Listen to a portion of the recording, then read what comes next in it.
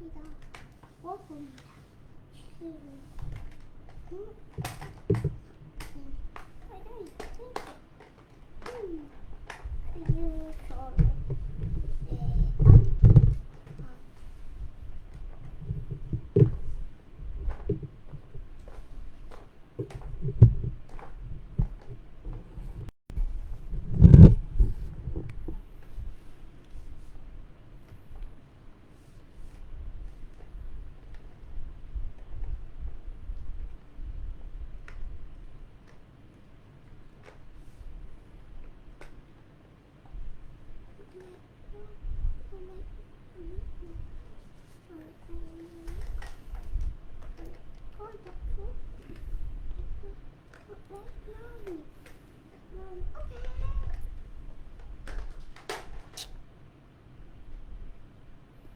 Baik. Assalamualaikum warahmatullahi. Bismillahirrahmanirrahim. Alhamdulillahirabbil alamin. Nahmaduhu wa nasta'inuhu wa nastaghfiruh. Wa na'udzu billahi min shururi anfusina wa min sayyiati a'malina. Man yahdihillahu fala mudilla lahu wa man yudlilhu fala hadiya lahu. Asyhadu an la ilaha illallah wa asyhadu anna Muhammadan abduhu wa rasuluh. Allahumma salli ala Muhammad wa ala ali Muhammad kama sallaita ala Ibrahim wa ala ali Ibrahim wa barik ala Muhammad wa ala ali Muhammad kama barakta ala Ibrahim wa ala ali Ibrahim fil alamin innaka Hamidum Majid. Rabbi shrah li sadri wa yassir li amri wahlul 'uqdatam min lisani yafqahu qawli, amma ba'd. Alhamdulillah, kita bersyukur kepada Allah SWT kepada kita berkumpul lagi. InsyaAllah hari ini menyambung ataupun bincangkan ialah masa kosong kita, kata bincang sambung kelas kita masih lagi PKP. So bila PKP tajuk dia sebenarnya berbeza-beza mengikut hari, dan cuma kita ambil hari tu, kita kata untuk hari Rabu kita akan ambil tajuk berkenaan dengan Quran dan tafsir Quran. Kalau untuk Khamis 2 minggu sekali kita akan ambil berkaitan dengan fiqh. So hari ni insyaAllah kita akan ambil berkaitan fiqh sikit insyaAllah. Baik, siapa-siapa yang baru masuk, okay, online nampak baju serupa je semalam, jangan ubah apa-apa, memang baju sama semalam. Sebab baju tak pakai keluar, kat rumah je. So jadi boleh rupa panggil setiap hari rupa macam ni pun jangan silap tengok. Memang baju tu sama, anda tidak silap video.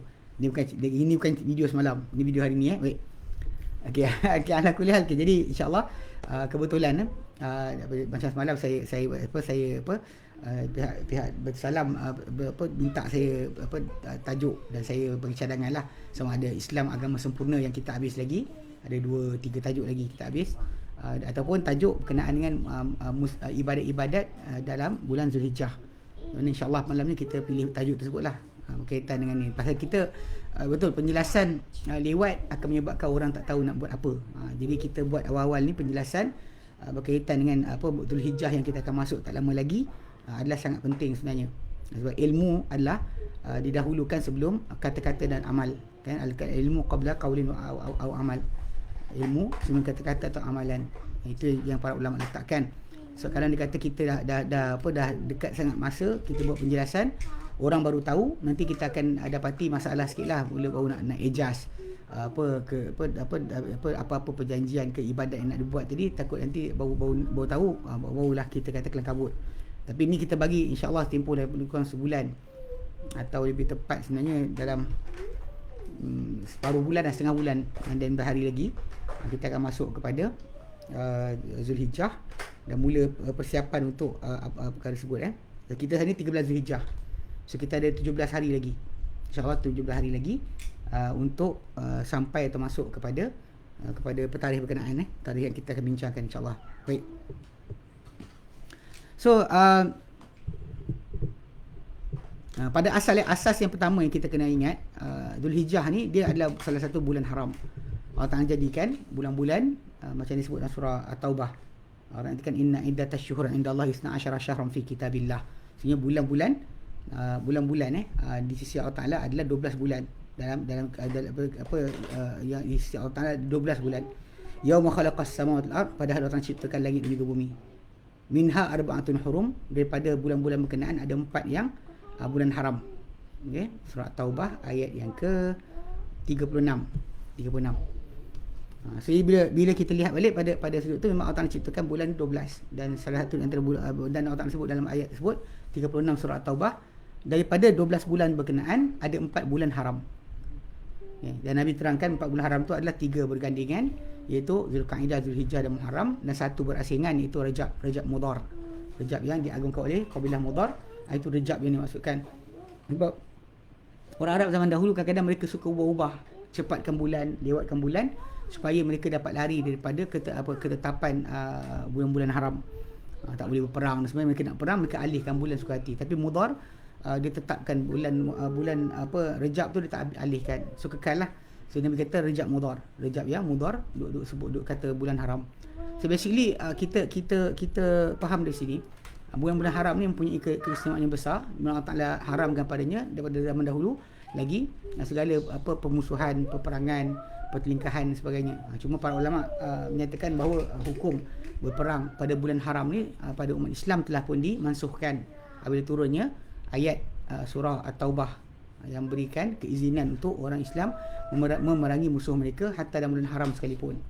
Adapun ketika mana baginda SAW, Nabi SAW berada pada keadaan masih lagi berdakwah, bahkan di awal ketika di awal-awal mulanya berlaku syariat jihad, bulan haram masih lagi haram, bahkan hatta ke atas umat Islam. Cuma lepas Fathu Makkah, lepas daripada tempoh di mana penaklukan Mekah terjadi, maka lepas itu diizinkan untuk mereka perangi siapa saja di bulan apa saja. Ini disebutkan dalam tafsir berkenaan dengan tajuk bulan haram punya kedudukan.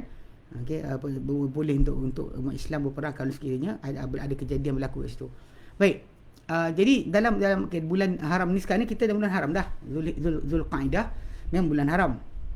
Macam Rajab juga bulan haram, tapi tidak ada sebenarnya sebarang kemestian pada bulan-bulan tertentu yang haram tadi ada ibadat khusus. Contoh macam bulan Rajab, tidak datang daripada Nabi SAW, walaupun bulan tu bulan haram, sebarang kelebihan untuk ibadat. Kelebihan ibadat tidak ada. Ada pun bulan macam Zulqa'dah pun tak ada juga. Ada pun macam Zulhijjah dan Muharram, ya datang. Macam Muharram datang hadis Nabi SAW berkenaan dengan kelebihan berpuasa sebulan. Kalau siapa-siapa yang ingin untuk berpuasa sebulan, bulan paling layak dipuasakan sebulan penuh adalah bulan Muharram. Datang Sahih Muslim, lafaz-lafaz yang seperti Nabi kata, in haqqu syuhur bisyam ba'da Ramadan syahrillahil Muharram. Sungguh bulan paling layak dipuasakan ini sebulan selepas Ramadan adalah bulan Allah Muharram. Itu yang itulah. Kalau Zulqa'dah tak disebutkan. Dia termasuk bulan haram. Allahu a'lam, mungkin dia beriringan untuk tajuk orang menuju ke haji, dan juga untuk berkait dengan tajuk Muharram tu orang balik daripada haji. Pasal haji akan dilaksanakan pada bulan Zulhijjah. So secara sudutnya memang kita kata signifikan. Okay, baik. Dalam tajuk bulan Zulhijjah ni, kita melihat ibadat yang digalak untuk kita lakukan. Dia ada dua bentuk. Okay. Satu bentuk yang berkaitan dengan umum, itu dengan pada mungkin nanti menjelang 10 awal Zulhijjah nanti kita peringatkan balik. Walaupun memang apa yang kita nak sebut ibadat malam ni pun masuk pada 10 awal Zulhijjah. Itu tajuk dia adalah pertama itu haji dan umrah. Haji dan umrah. Bila kita kata penunaian haji takkan terjadi kecuali dalam bulan Zulhijjah, dan bahkan dalam 10 awal Zulhijjah. Campur dengan 3 hari selepas daripada 10 itu. Tak ada sebarang ibadat haji dilaksanakan selepas daripada 13 Zulhijjah, tidak juga sebelum dia. Bahkan siapa yang tak sempat Arafah, tak ada haji untuk dia. Siapa-siapa tak sempat datang ke Arafah untuk wukuf pada 9 Zulhijjah, maka tiada haji baginya. Tak ada haji, balik macam tu je. Bahkan dia follow, dia disuruh ikut untuk semua sekali ibadat-ibadat yang lain sampai dia keluar. Tapi tahun depan wajib dia datang balik kalau sekiranya dia niat ihram tanpa syarat. Kalau dia ihram dengan bersyarat dan bahkan bila tersekat saja, maka dia bayar dam dan tak wajib datang balik. Adapun sesiapa yang berihram tanpa syarat, maka dia wajib datang semula tahun akan datang. Jadi sudut yang kita nak fahamkan sekarang, masalah ibadat haji ni sebenarnya duduk dalam 10 awal Zulhijjah. 10 awal Zulhijjah. Yang mana 10 awal Zulhijjah ni kalau bukan kerana haji ataupun umrah ataupun tajuk hari raya pun atau hari Arafah pun, telah datang daripada Nabi SAW kelebihan tentang 10 awal Zulhijjah. Ini insya-Allah nanti kita mungkin boleh terangkan lagi pada masa akan datang, ataupun ustaz asatizah yang lain pun boleh ingatkan menjelang 10 Zulhijjah yang Nabi katakan, ma min ayyamin, tiada mana-mana hari, tiada mana-mana hari al-amalus salihu fihinna, yang amal soleh dalamnya, dalam hari-hari berkenaan, ahabbu ilallah, lebih sukai Allah Ta'ala min ayyamil ash, berbanding hari-hari yang 10, berbanding hari-hari yang 10. Tak ada mana-mana hari yang amal soleh dalam hari-hari berkenaan lebih disukai Allah Ta'ala berbanding 10 awal Zulhijjah. Para sahabat kata wal jihadu fi sabilillah, takkanlah mengatasi jihad fi sabilillah. Nabi kata wal jihadu fi sabilillah, takkan mengatasi jihad fi sabilillah pun, illa kecuali rajulun, seorang lelaki yang kharaja bimali wa nafsi, keluar dengan jiwa, nyawa dan juga harta dia, itu fi sabilillah. Thumma lam yajid min dhalika bi syai', kemudian dia tak pulang daripada itu dengan apa-apa, maksud dia mati syahid. Orang mati syahid saja yang dia mempunyai kedudukan yang tinggi. So dalam bentuk ni, kalau kita kata dari segi asal, 10 Zulhijjah tu memang adalah masa untuk pengisian ibadat.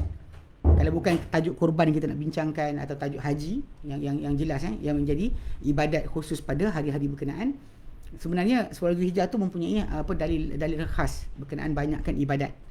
Dibanyakkan ibadat dalam 10 Zulhijjah berkenaan, dengan keadaan yang berterusan. Okey.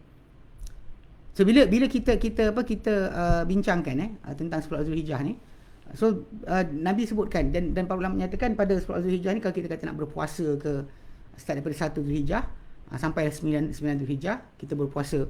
Kemudian kita banyakkan istighfar, banyakkan bersedekah. Sebab itu adalah musim yang kita musim ibadat. Macam mana kelebihan ada 10 akhir Ramadan, demikian juga ada kelebihan pada 10 awal Zulhijjah sedemikian. So banyak orang kadang-kadang terlupa tentang kelebihan ini dan tak bersiap sedia. So kita sekarang ni insya-Allah adalah 2 minggu lagi buat persiapan untuk menghadapi 10 Zulhijjah. Dan untuk berpuasa ke, walaupun ada setengah para ulama menyatakan walaupun kelebihan berpuasa ada, tapi Nabi tak pernah buat. Tapi kita kata dalam konteks ni kita boleh saja beramal dengan arahan Nabi, bukan dengan perbuatan Nabi. Sebab Nabi SAW dari segi ibadat baginda, tak dapat siapa menandingi ibadat baginda SAW. Tapi dari segi arahan dia, macam puasa Isnin Khamis atau ibadat-ibadat yang seperti inilah yang Nabi suruh kita buat, atau Nabi saran kita buat, Nabi kadang-kadang tak buat pun. Pasal Nabi buat lagi banyak daripada apa yang baginda sarankan. Baginda akan buat lebih banyak daripada apa baginda sarankan, melebihi daripada yang baginda tunjukkan. Tapi atas kita kat sini kita boleh beramal, iaitu dengan puasa, selain sedekah, menjaga amalan fardu, amalan sunat, kita pelihara dalam 10 Zulhijjah. Sebab ini waktu yang penting, kritikal. So Allah Ta'ala akan melihat kepada kita dan juga akan menjenguk kepada kita dan mengampunkan dosa-dosa kita pada hari-hari berkenaan. Bahkan termasuk dalam tu masalah haji tu sendiri. Baik. Okey, baik. Jadi kalau kita tumpu pada tajuk umum, memang 10 Zulhijjah tu adalah masanya. 10 Zulhijjah adalah masa untuk kita beribadat. Berdasar pada hadis Nabi SAW yang Nabi nyatakan tentang tiada di mana-mana hari yang amalan soleh paling disukai Allah Ta'ala berbanding 10 awal Zulhijjah. Dan hatta mengatasi jihad fisabilillah. Okey, so kita suruh itu mana nanti mula dari sekarang persiapkanlah diri untuk ibadat dengan banyaknya pada musim-musim berkenaan. Okey, cuma kita ada ibadat yang khusus yang kita panggil apa? Yang tak pernah kita boleh buat di tempat lain. Macam kalau kita sebut puasa, sekarang kita boleh puasa. Solat sunat kita boleh puasa solat sunat sekarang. Dan kita sedekah, boleh sedekah sekarang. Mana boleh sah ibadat berkenaan di luar daripada waktunya. Tapi dalam 10 awal Zulhijjah itu sendiri, ataupun dalam Zulhijjah itu sendiri, ada ibadat yang takkan boleh kita buat di luar daripada Zulhijjah itu sendiri. Yang pertama kita mungkin sebutkan, kalau kita sebutkan tadi adalah haji. Haji itu seorang manusia itu menuju kepada haji, menuju Baitullahil Haram, dan dia akan berada di Mekah. Kurang-kurangnya start daripada 8 Zulhijjah, 9, 10, 11, 12, 13. Sekurang-kurangnya itu tempoh dia. Kan? 8, 9, 10, 11, 12, 13. Sekurang-kurangnya 6 hari ini dia kena ada.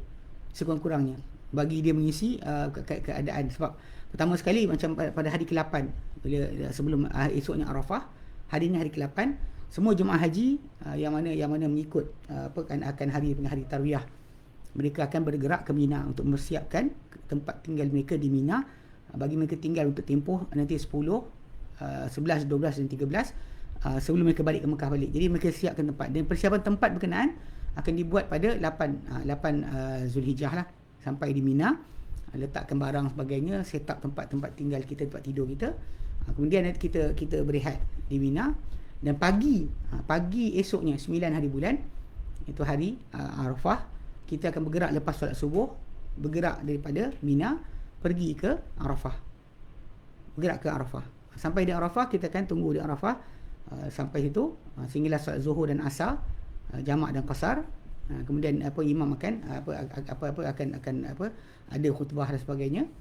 Kemudian kita tunggu situ sampailah petang, sampai maghrib. Terus ini 9 Zulhijjah. Memang tak ada hari lain. Kalau siapa buat hari lain takkan sah.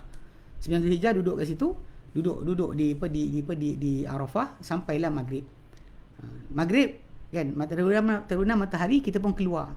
Berpatah balik ke arah Mina, tapi berhenti di Muzdalifah. Duduk di Muzdalifah, kita solat di situ maghrib dan isyak jamak. Maghrib dan isyak jamak. Kemudian kita tunggu situ bermalam, kutip batu untuk kita melontar, dan kemudian kita akan dan batu tu actually kena kutip jumlah dia kejap. Untuk 3 hari, kalau untuk melontar pada hari pertama saya 7. Kemudian pada hari 11, 12 kalau dia duduk lagi kan, dia kena kumpulkan batu sebanyak 21. Itu 21. Kalau dia duduk sampai hari ke-13, 21 lagi. So 21 kali 3, kemudian campur 7. Untuk dia melontar pada hari-hari yang dia akan berada di Mina nanti. Dia kutip-kutip simpan, pegang. Kadang tabung haji ke apa dah letakkan dalam bekas. So orang tu bermalam situ. Esok paginya subuh, lepas solat subuh di Muzdalifah tu, barulah bergerak ke arah Mina, dan kemudian melontar Jamrah Aqabah. Jamrah Aqabah, kan. Kemudian menyembelih korban. Kemudian nanti saya akan bezakan korban dengan udhiyah nanti. Dalam bahasa Arab dia ada perbezaan.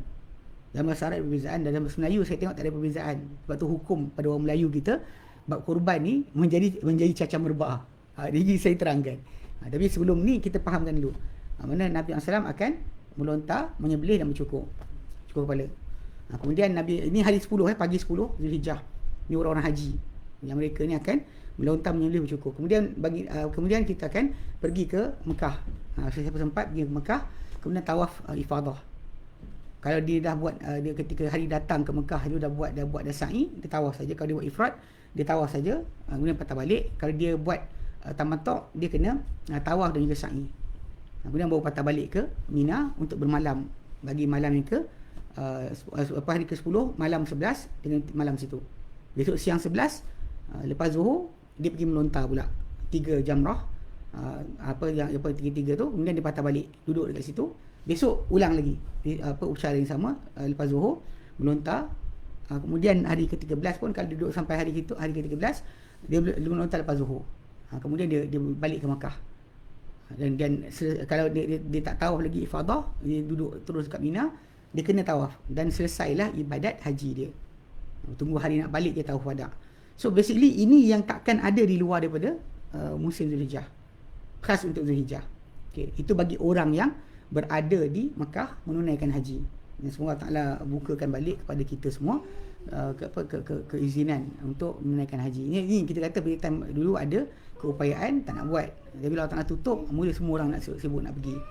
Tapi lah memang kita kata manusia takkan merasa kenikmatan satu perkara lepas Allah Ta'ala hilangkan kenikmatan tersebut. Berapa ramai orang zaman kita sekarang ni yang sibuk letakkan niat. Kalau dia kata lepas PKP, lepas sekian boleh musafir, nak pergi umrah dulu. Banyak orang letakkan niat macam tu. Selama ni time ada, kita tak ada, kita habiskan duit macam-macam. Melancong ke sini ke sana, tak pernah ingat untuk ziarah ke Masjidil Haram, ziarah ke melakukan ibadat umrah. Itu kerugian lah.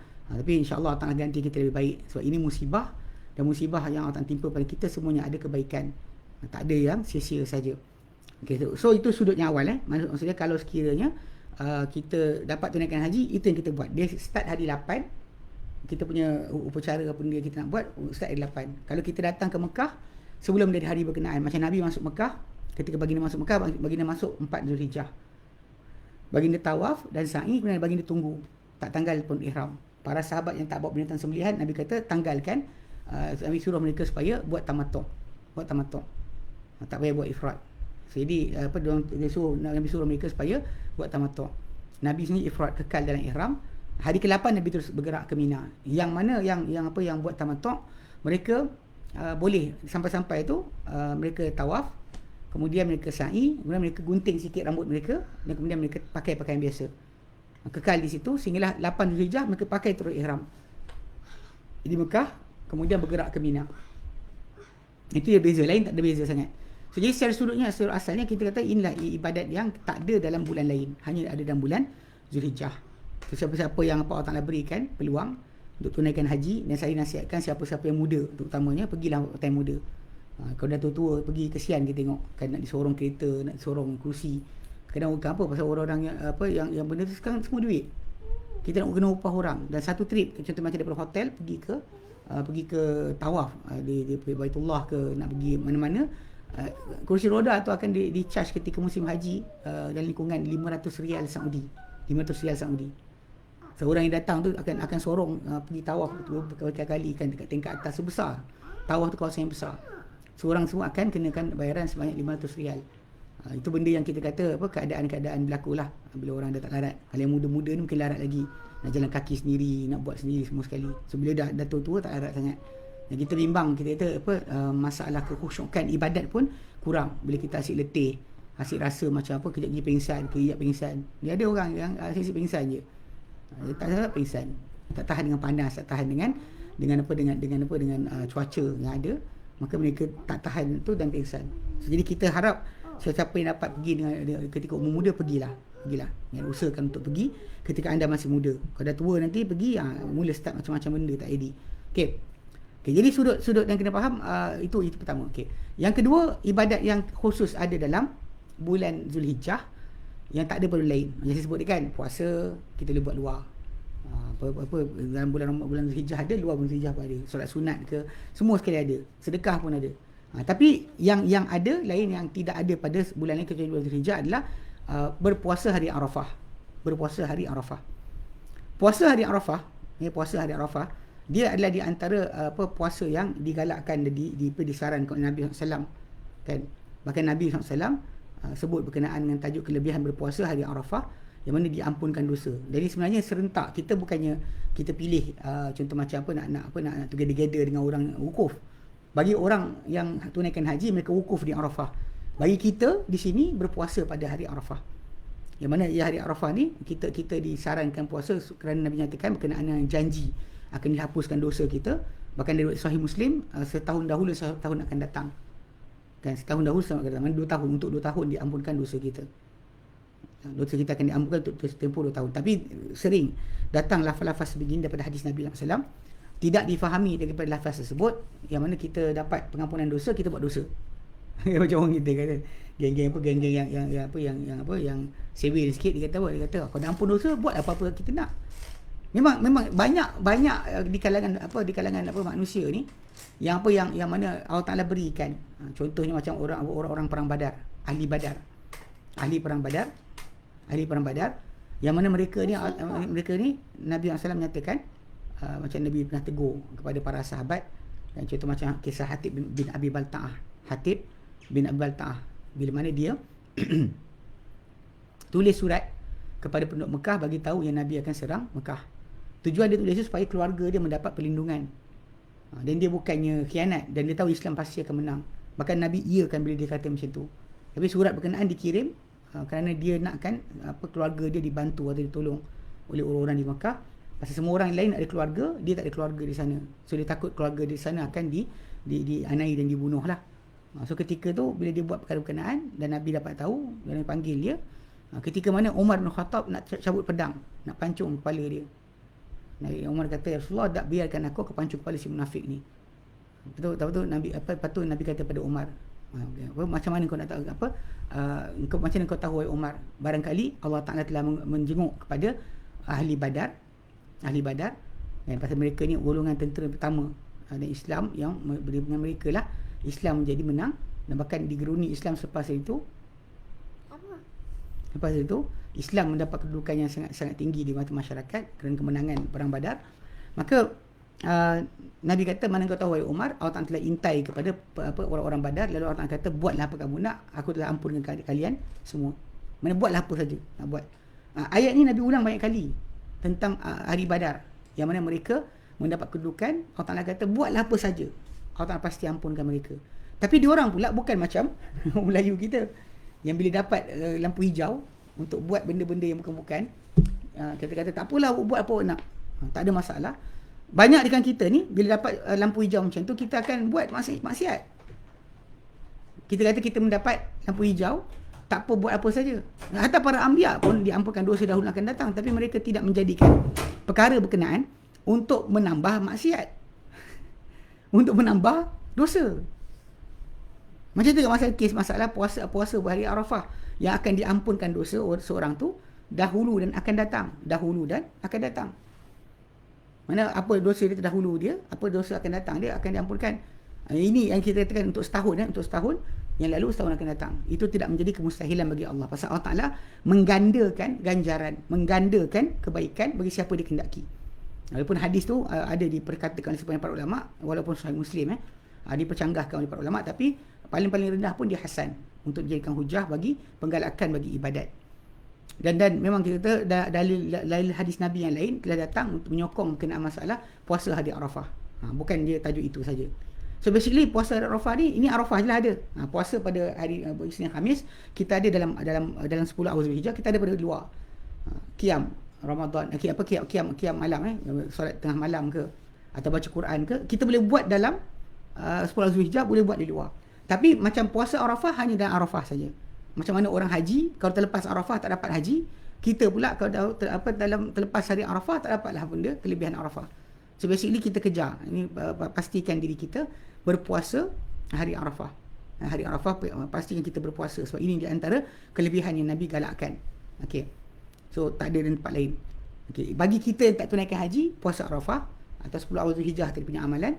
Dan kemudian yang khusus yang kita ni nanti tajuk malam ni adalah berkaitan masalah ibadah korban.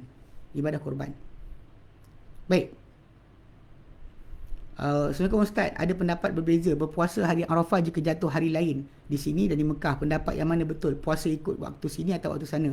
Dia hari, bukan masalah waktu. Waktu kita memang kita pasti awal lagi daripada banding Mekah 5 jam. Tapi yang di masa yang kita adalah kita pasal hari Arafah tu hari ke-9 Zulhijjah, yang mutasi'. So kita hitunglah, kalau kita kata macam kes masalah di sekarang ni tak ada kaitan di hari Arafah tu, Arafah sebab Arafah sebab adanya orang wukuf di Arafah. Dan bahkan kita sebenarnya dengan orang Mekah, kita dunia umat Islam ni alhamdulillah Allah jadikan seperti apa dunia ni, dia orang akan kongsi siang yang sama. Mana ketika mana kita dah pukul 5 petang kan, atau kita waktu kita siang berlaku pada penduduk orang-orang di Arafah. Kita dah melalui siang yang sama. Mana orang lain dia macam hujung daripada Afrika dah mula start pagi. So kita dapat siang yang sama, kena ikut sana lah. Kan? So balik pada asal pasal macam hari fitri, hari orang berhenti puasa, Yaumul Adha Yaumul Dhahin Nas, hari orang manusia, orang ramai menyembelih binatang kurban. So jadi basically kena perhatikan betul-betul. Sebenarnya kita bukan yang benarkan untuk kita berbeza dan hari Arafah ni, antara para ulama yang bolehkan adalah Ibn Taymiyah rahimahullah. Dia kata bahawa suruh tengok anak bulan masing-masing tempat. Adapun sekarang ni kita tahu apa maklumat tu datang, kita tahu bila orang akan wukuf, kita tak perlu nak bercanggahan dah dengan tanah Arab ataupun orang-orang haji. Tak perlu kita bercanggah dengan orang haji. Itu selesai masalah. Adapun kita nak tengok anak bulan tu, itu pendapat tu tidak masyhur, bukan daripada majoriti para ulama. Majoriti para ulama suruh kita melihat apa yang terjadi di sana, apa jadi di Arafah. Kalau ada wukuf, maka itulah waktu kita berpuasa. Baik. Okey. Okey, sekarang ni sambung So, jadi bila kita sebutkan antara yang berlaku adalah sepatutnya adalah kurban. Itu pada 10 hari ke-9 kita puasa, hari ke-10 Zulhijjah. Okey. Kita sepatutnya itu hari raya, dan hari itulah hari raya kurban. Okey. Dan bila kita hari kurban tu, kita tahu bahawa ada ibadat solat hari raya satu, kemudian ada ibadat kurban lepas daripada solat raya. Dan jangan penyembelihan dibuat sebelum daripada solat hari raya.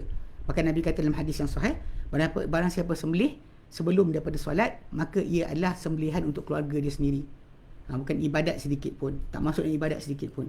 Dan barang siapa yang menyembelih lepas solat, ia adalah ibadat yang diterima oleh Allah Ta'ala. So maksudnya kalau kita nak pastikan penyembelihan tersebut dibuat selepas daripada solat. Itu bagi orang-orang yang boleh solat. Bagi orang yang tak boleh solat, para ulama menyatakan bahawa mereka mengambil anggaran.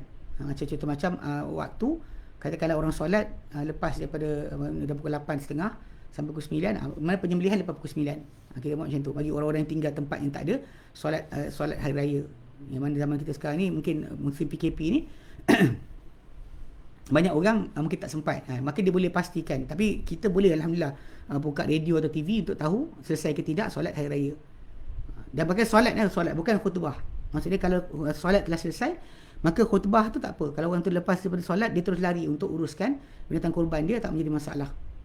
Ini memang kita tak diwajibkan untuk mendengar. Dan bahkan memang khutbah hari raya, tak kira Fitri Adha, adalah khutbah yang dengarnya adalah sunat. Mendengarnya adalah sunat. Kalau dia kata nak uruskan binatang korban selepas solat hari raya, terus pergi uruskan pun boleh, tak masalah. Okay. Bila kita sebut tentang korban, kan, binatang korban yang kita korbankan, memang tak ada pada hari panggil apa? Hari raya Aidil Adha tu, 10 Zulhijjah tu, tidak ada mana-mana ibadat yang orang sukai banding menumpahkan darah sembelihan. Ini menumpahkan darah sembelihan. Bila kita tumpahkan darah sembelihan tu, itulah ibadat paling besar pada hari berkenaan. Selain beri makan fakir miskin, selain daripada kita berzikir, bertakbir. Tapi juga yang mesti kita buat adalah masalah kurban tadi. Yang kurban tadi kita kata ia ibadat yang paling digalakkan untuk dilakukan pada hari-hari tersebut. Start daripada 10, 11, 12, 13. 4 hari berkenaan, itulah hari-hari yang patut dilaksanakan ibadat kurban. Ibadat kurban. Okay. Jadi ibadat kurban. Okay, sekarang ni masalah kurban ni apa beza dia?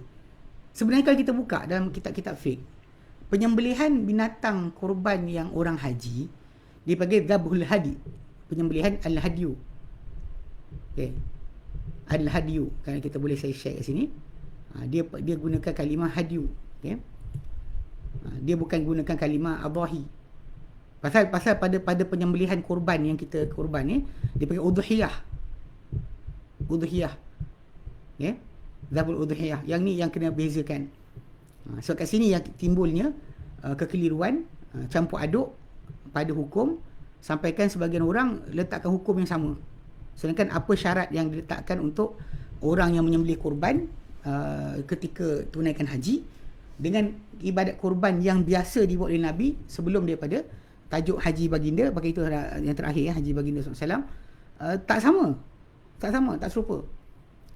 Sebab berkaitan dengan syarat-syarat. Sebab dalam konteks masalah ibadat al-hadyu, haji tu gelaran untuk apa yang dipersembahkan oleh orang menunaikan haji ketika mana diorang sembelihan mereka, diorang akan sembelihan mereka tu panggil hadyu. Bahkan dalam Quran Karim pun beberapa ayat datang dengan lafaz berkenaan penyembelihan hadyu. Okay.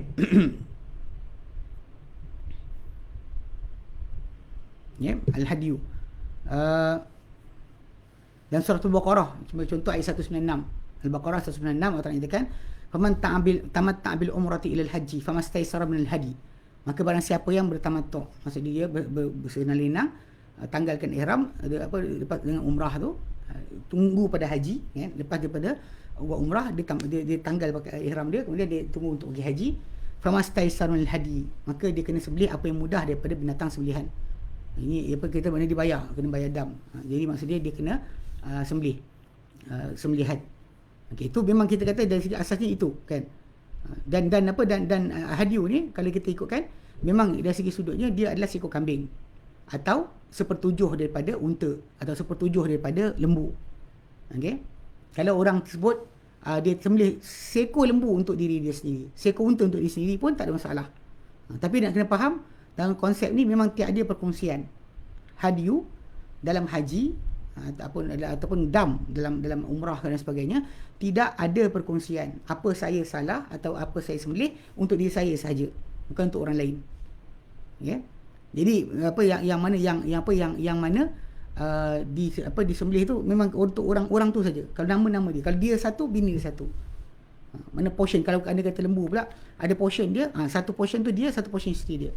Dia tak boleh berkongsi dan juga tak jadikan pecahan.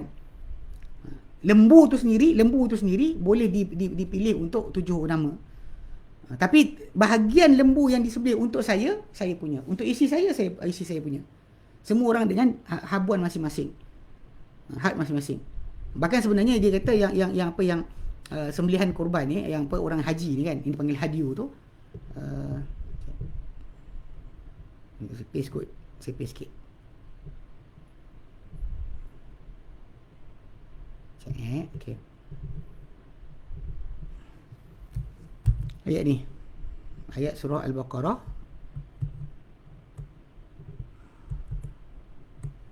Surah Al-Baqarah ayat ke 196.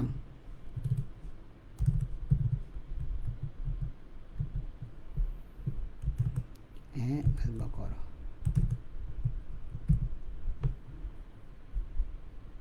Al-Baqarah.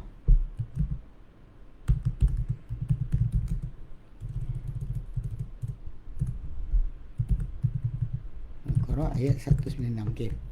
Tengok betul-betul Baik. Dalam ayat ni memang kalimah yang digunakan adalah hadiu. Dia bukannya guna kalimah udhiyah. Udhiyah Udhiyah. So bila kita buat sembelihan tersebut sembelihan tersebut memang nama dia hadiu, bukannya udhiyah. Yang udhiyah ni gelaran yang kita sekarang nak bincangkan siapa yang tak pergi haji. Siapa tak pergi haji, mana sembelihan yang dibuat tu panggil udhiyah.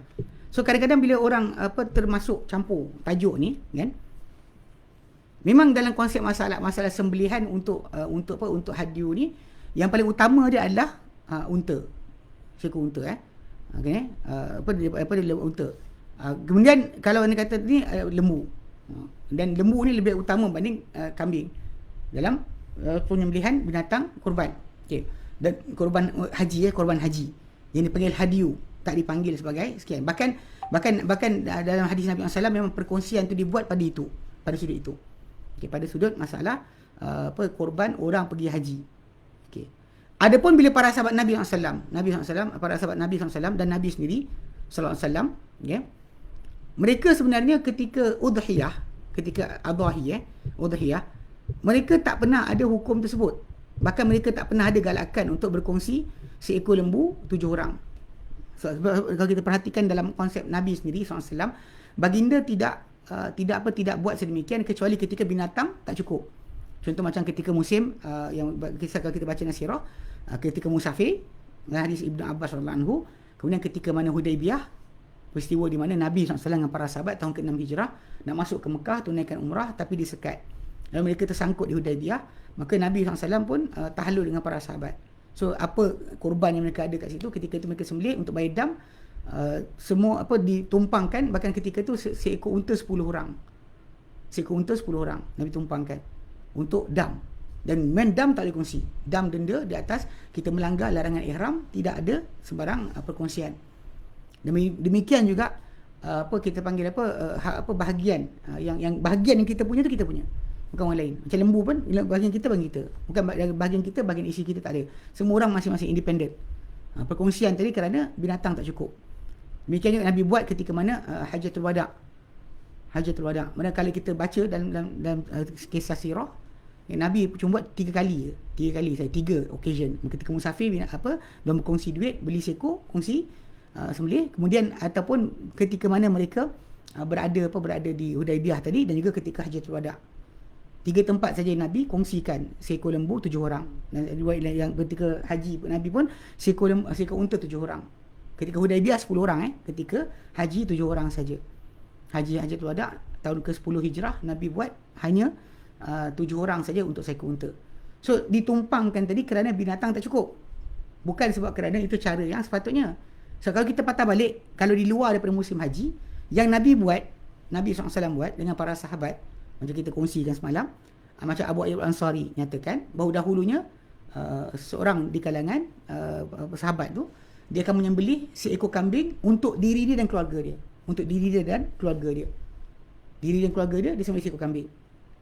Dan kemudian bila orang ramai, dia kata menunjuk-nunjuk, jadi apa macam sekarang. Maksudnya satu rumah, bukan seekor kambing, satu rumah seekor lembu, satu rumah seekor unta.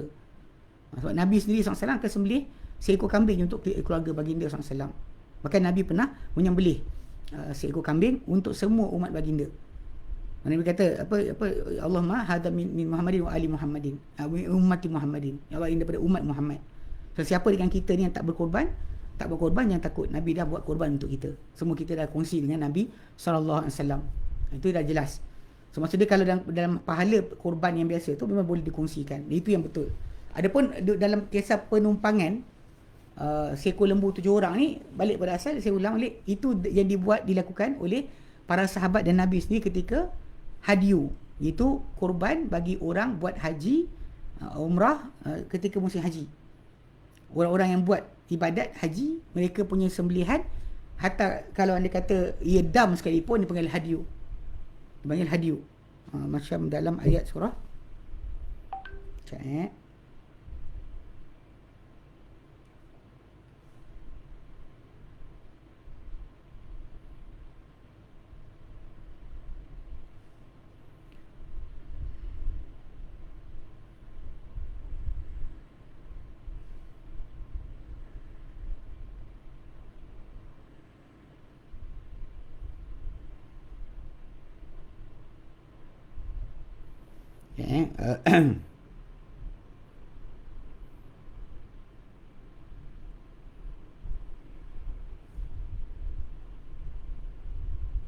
balik ke Kaabah. Okey.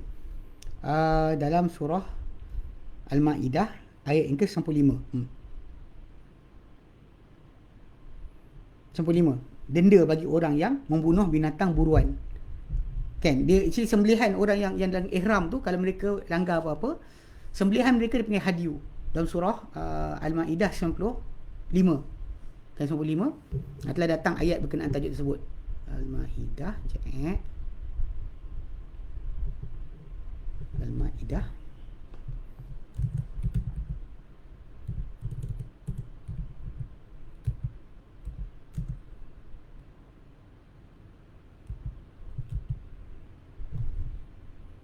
surah Al-Maidah ayat ke 95. 95.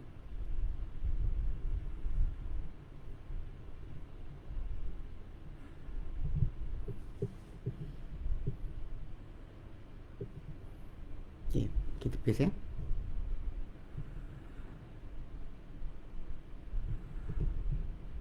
Al-Maidah 95. Kita paste lah. Tidak ada berkenaan dan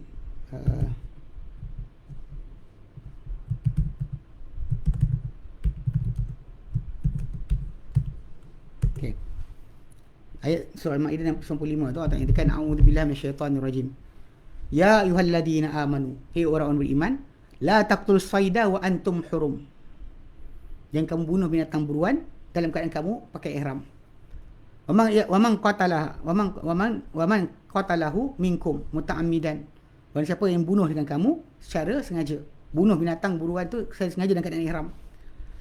Maka dia kata muta'ammidan, dengan sengaja, fajaza'um mithlu ma qatala minan na'ami, maka dia kena balasan dia, denda dia adalah seumpama apa dia bunuh daripada binatang ternakan. Dia kena bayar binatang ternakan ikut saiz binatang yang dia bunuh. Kalau dia bunuh tu besar macam lembu, maka dia kena bayar lembu. Kalau binatang yang dia bunuh tu besar macam kambing, dia kena bayar kambing. Yakum bihi zawa adli minkum, yang akan menghukum dengannya dua orang yang dipercayai, yang sama di kalangan kalian. Hadian balighal ka'bati, ia adalah hadiah, hadiah yang sampai kepada Kaabah. Wa kafaratun ta'amu masakin, dan juga kafarah, ataupun kalau tak mampu untuk bayar sembelihan, maka kafarah dia bagi makan orang-orang miskin. Adlu zalika, ataupun seumpama itu dari segi puasa. Mana maksudnya nilai binatang yang dia bunuh tu, berapa nilai dia kalau kita kata tukar kepada makanan. Kemudian kalau tu berapa jumlah dia tukar pada hari-hari berpuasa. So basically kalau kita perhatikan dalam ayat tersebut, kalimah hadian tu digunakan untuk memberitahu tentang sembelihan orang dalam ihram. Ini benda yang perlu ditekankan. Sebab malam ni banyak orang mungkin confused, sebab dia kata dah dulu dah atuk nenek kita buat sembelih seekor lembu 7 orang, seekor kerbau 7 orang. Kan kita akan sibuk 7 kan, bagi 7. Seekor binatang bagi 7. Saya ulang balik, ini sebenarnya apa yang Nabi buat ketika mana dalam kes orang-orang yang menyembelih untuk ibadah korban ketika haji, ataupun bayar dam ketika haji, ketika ihram. Itu sebenarnya mereka buat. Adapun udhiyah, ia adalah hukum yang khas berkenaan dengan sembelihan kita yang bukan tunaikan haji. Bukan tunaikan haji, yang mana ia adalah sebenarnya bermula dengan kita kata adalah seekor kambing satu rumah, ataupun seekor unta satu rumah, atau seekor lembu satu rumah. Dia tak ada pemecahan kepada jumlah-jumlah tadi, tak wujud. Tidak ada sebarang amalan sedemikian. Sebab tu Abu Ayyub Al-Ansari terangkan macam tu. Dia kata dahulunya mereka sembelih seekor kambing atau seekor kambing itu untuk satu rumah, untuk diri dia dan keluarga dia. Hatta dalam lafaz untuk seorang tu menunaikan ibadah korban, memang dalam lafaz tersebut dia kata bismillah Allahu akbar, dengan nama Allah, Allah Maha Besar. Allahumma minka walaka, ya Allah, ini dari engkau dan kepada engkau, ini datang dari engkau, dari kami pulang balik kepada engkau. Walaupun kita tahu yang kepulang kepada Allah Ta'ala adalah takwa kita, bukannya darah, bukannya daging binatang tersebut, kan? Allahumma hadha minni wa min ahli, ya Allah, ini daripada aku dan keluargaku. Allahumma taqabbal, ya Allah, terimalah. Dia sembelih. Maksud dengan lafaz tersebut dengan jelas, perbuatan penyembelihan korban ni dia adalah perbuatan untuk kita buat ketika mana kita sebenarnya dalam keadaan bukan tunaikan haji, dan kita sembelih paling ringan, paling mudah actually satu ekor kambing untuk satu rumah. Tak perlu besar, tak perlu mahal. Tapi kalau kita ada duit lebih, memang kita nak jadikan mahal. Bagi beli barang bukan banyak dah. Langgan Astro, langgan internet dan sebagainya, laju, semua kita buat. Tapi bila time korban, kita tak ada duit. Itu payah jugalah, kan? Sebab korban ni setahun sekali. Kalau seseorang tu dia simpan, kan, katakanlah dalam sebulan RM50 ke setahun, kan, sebelum daripada Zulhijjah tu dia kumpul RM50 cukup sampai tahun depan, dia dah ada RM900 dapat beli seekor. Dah dapat beli seekor kambing. Bukan besar pun, tak perlu besar. Janji kambing hidup, bawa balik lah, sembelih lah. Lepas tu benda ni amalan korban ni, kalau kita lihat di tanah Arab masih berjalan, tiap-tiap rumah kan sembelih. Semua rumah kan sembelih masing-masing. Kalau dia masak-masak ada lebih, dia bagi jiran. Kalau kata anak beranak dia datang ramai makan, dia bagi makan siapa yang kat rumah dia lah. Dia akan ada sentiasa amalan sedemikian. Setiap rumah akan menyembelih. Bukannya tunggu masjid atau surau. Dan pada zaman kita sekarang ni, bila dah musim PKP ni, baru orang nampak macam kepelikan berlaku lah. Bila banyak perkara, antaranya contoh macam kes orang tak puas hati pengagihan daging. Dia ialah betul, orang tu dia fikir, dia dengar ada ustaz kata mesti makan, tapi dia bagi daging tu dekat pihak surau, tiba-tiba tak dapat langsung. Tapi sebenarnya balik pada asal, awak bagi korban awak kepada pihak surau, diorang uruskan ikut cara diorang lah. Awak kena setuju dengan cara mereka bagikan. So mereka bukan minta upah dengan awak pun, dia beli kambing tersebut buat, so awak terpulang pada awak dan nak ikut ke tidak. Tapi banyak orang rekan kita ni suka kadang-kadang dah belajar sikit pun mula marah, haram diorang ambil daging tu. Tak, awak kena perjanjian awak bagi mereka uruskan. Kalau tak, balik ambil kambing seekor, balik sembelih kat rumah. Tak perlu pergi bagi kat orang. Tak perlu kita serah pada orang lain untuk uruskan korban kita.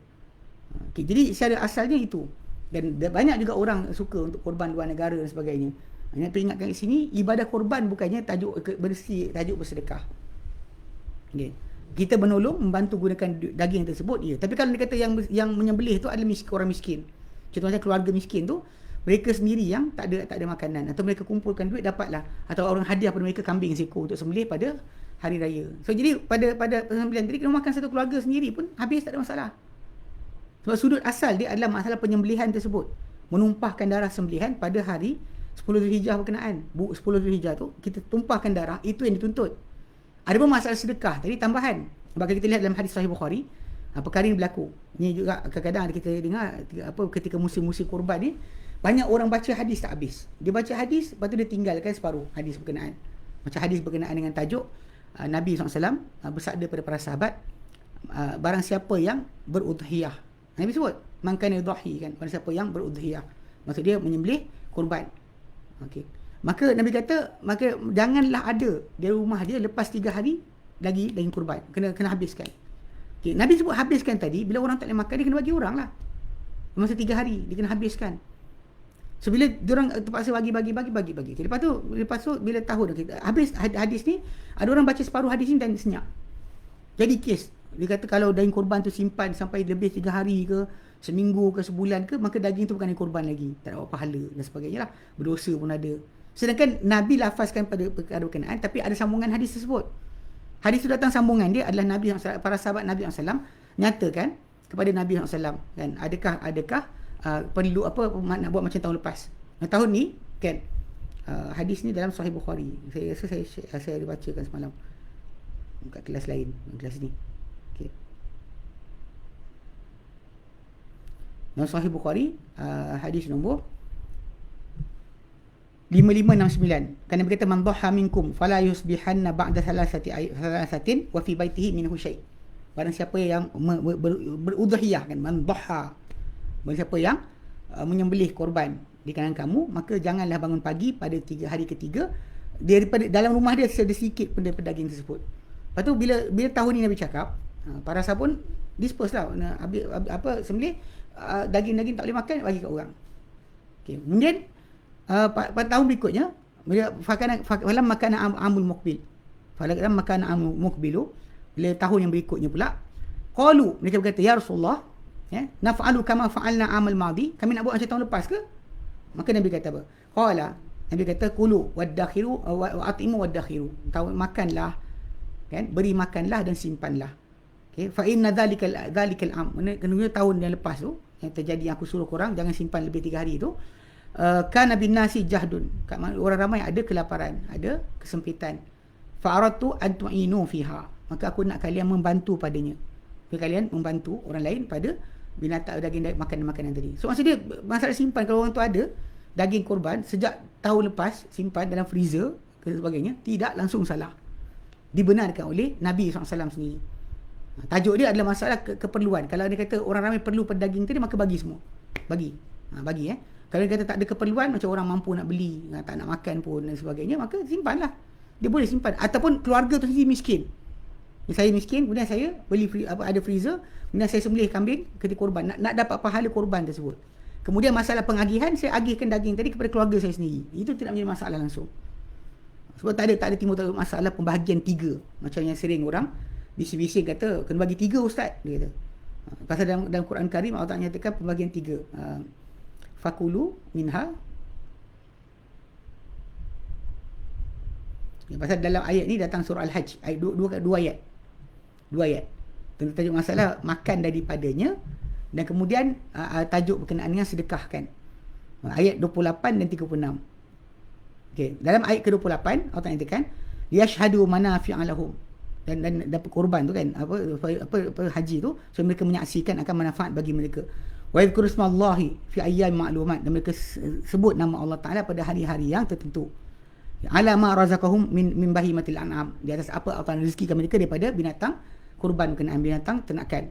Fakulu minha wa at'imul ba'isal faqir, makanlah daripadanya dan kemudian beri makanlah kepada orang yang teruk, lagi fakir, teruk lagi fakir, mana dia keadaan yang sangat dhaif, sangat susah, lagi fakir. So itu ayat yang ke 28. 29 ayat 26, ayat 36 datang dengan wal budna ja'alnaha lakum min sya'airillah, dan binatang kurban tu, binatang kurban unta tu yang kamu sembelih tu, kami jadikan dia untuk kamu sebagai syiar daripada syiar Allah. Lakum fiha khair, untuk kamu pada unta tersebut ada kebaikan.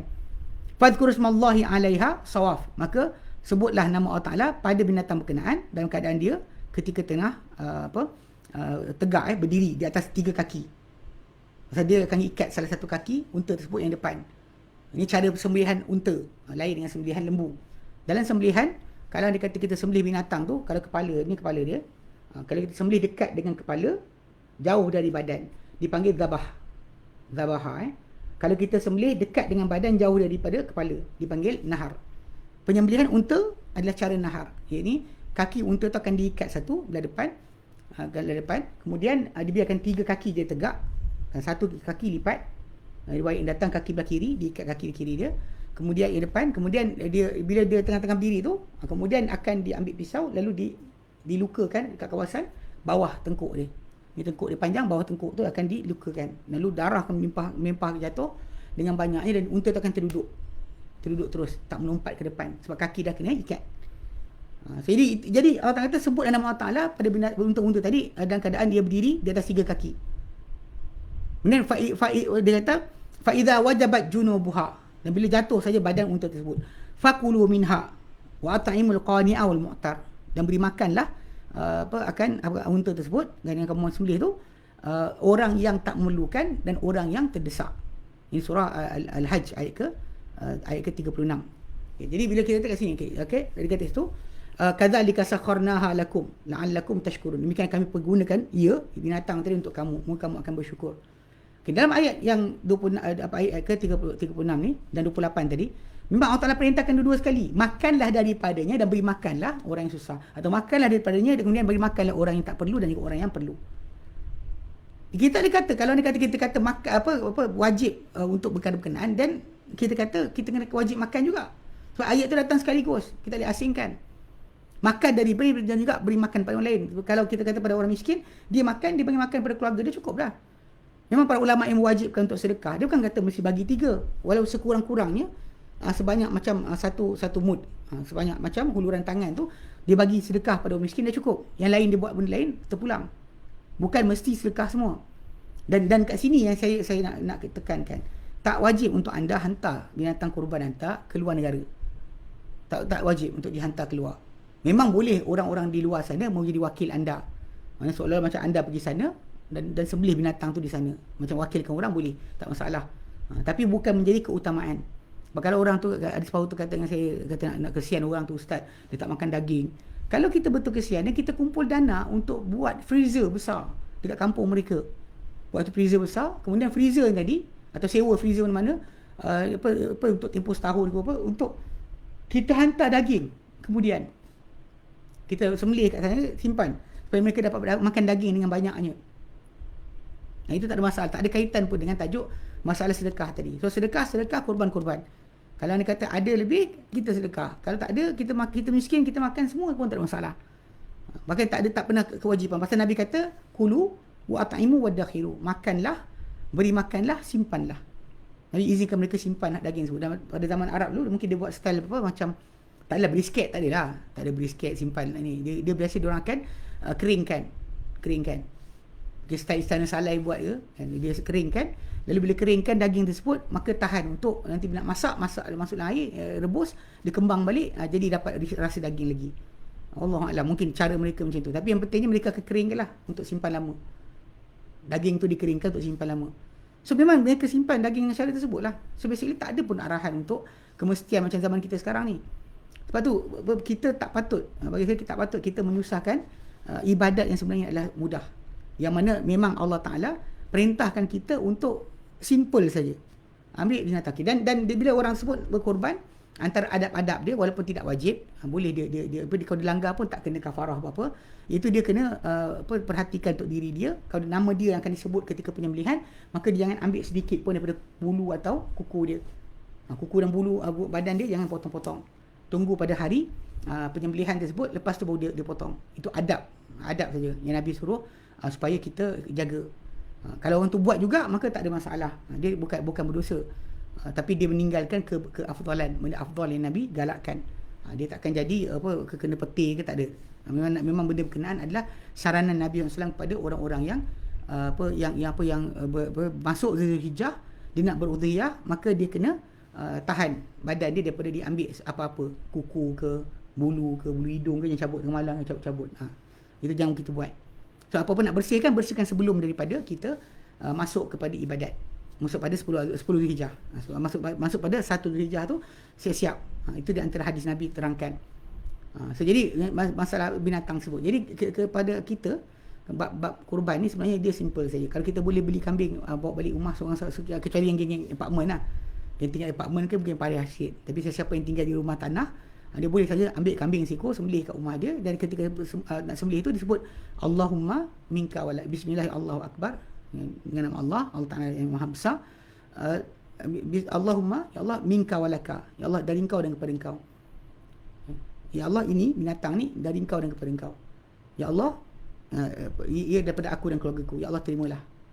Hadza minni wa min ahli. Macam Nabi kata, hadza min Muhammadin wa ali Muhammadin.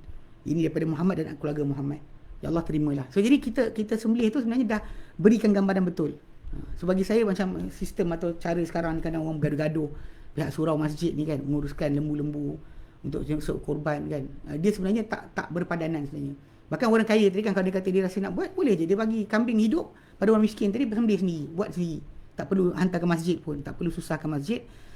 atau jadikan pihak masjid menjadi apa macam apa ialah disusahkan sampai last sekali terpaksa upah pemotong-pemotong daging profesional daripada Bangladesh dan sebagainya untuk buat kerja, untuk suruh diorang payah dah kan, pasal yang ini dibagi duit dan tinggal. Kalau tidak bagi pada orang miskin tadilah, kambing seekor beli bagi untuk mereka sembelih bagi keluarga mereka sendiri.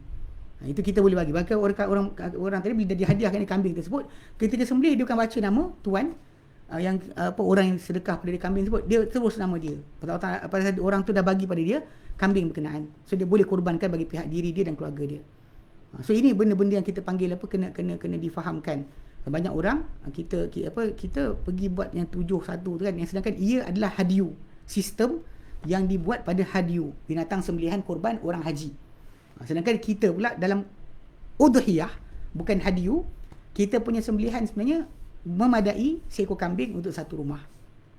Satu kambing satu rumah. Kalau kita kaya sikit, satu lembu satu rumah. Macam Kelantan buat. Kelantan biasa buat satu lembu satu rumah.